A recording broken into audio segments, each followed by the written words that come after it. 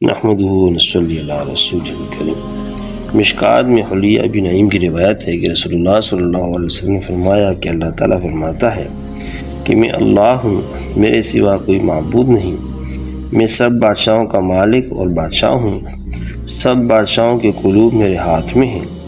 جب میرے بندے میری اطاعت کرتے ہیں تو میں ان کے بادشاہوں اور حکام کے قلوب میں ان کی شفقت اور رحمت ڈال دیتا ہوں، اور جب میرے بندے میری نافرمانی کرتے ہیں تو میں ان کے حکام کے دل ان پر سخت کر دیتا ہوں، وہ ان کو ہر طرح کا برا عذاب چکھاتے ہیں۔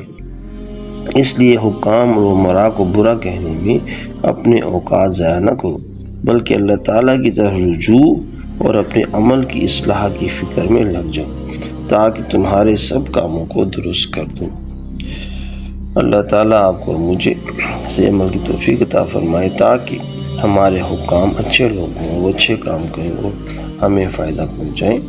حالانکہ فائدہ پہنچانے کی ذات اللہ ہے، لیکن اللہ تعالیٰ مسبب الاسباب ہے، تو حکام بھی ایک سبب ہے۔